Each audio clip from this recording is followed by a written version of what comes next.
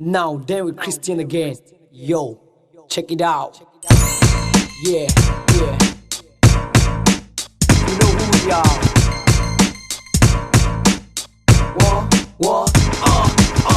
Mê thiên tên, căng ngã lần em tin. Hulong ông tắc chú, nhưng ta game dấu pha tên. Im bukan nale lugo ta kakal home. Giờ thấy nale dấu pha trả lại tên. Mà số na chẳng cả là ngập dễ thấy nan. Và thiên không để ra cần mong lên thế ta. Khi mình dài ông uzo nó môi ta sắp hộp vinh. Nó bằng rô thar trả lại như lệ pa bile bu.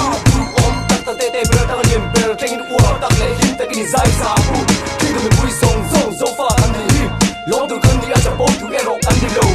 Dấu ông mê trả tụi ông tắc ta tê rong lệ nằm ta lên đủ sang tay trông em tay giang anh ta lệ. In the sense of song team te vào hiền. Đều Christian hiền chỉ về gần bu một châu. Dấu pha ta hiền. Tụi đang cần ngay một lầu. Cần tôi cần tìm chiang này.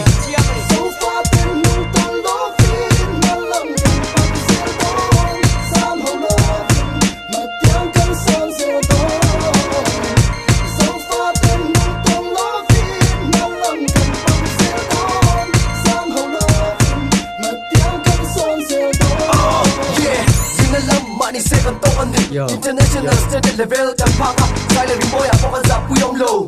Làm làm đi xe dấu pha tay ai ăn nắm lầu sa không về là ăn ông lô.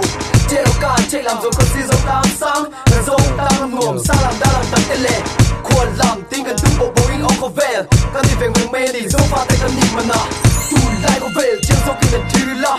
Thái tệ nó vô tôi là người lên át chứ. Hip hop and street na ni se. Dấu pha đều Christian đi ISTD International Standard Dance no one love UKA United Kingdom Islands Hip hop and street dance professional dancer. Dấu pha tay gần thôi lầu vẫn giảm đôi lầu ghế. Dấu pha ta hiền.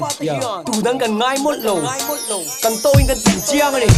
Dấu pha tên nung tôn đó phim. Nó làm cần bằng dễ tôn. Giam hậu lơ phim. Mà tiếng cân sơn dễ tôn. Dấu pha tên nung tôn đó phim. Nó làm cần bằng dễ tôn. Giam hậu lơ phim. Mà tiếng cân sơn dễ tôn. Dấu pha ta hiền. Tụi đang cần ngay một lầu.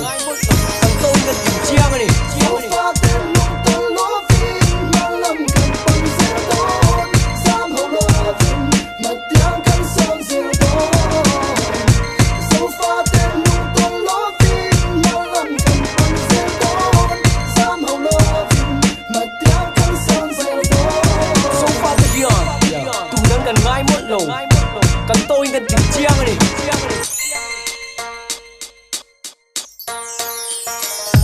Dấu pha. Hey yo. Dấu pha baby boy. Come back and get you. Yo. Come on.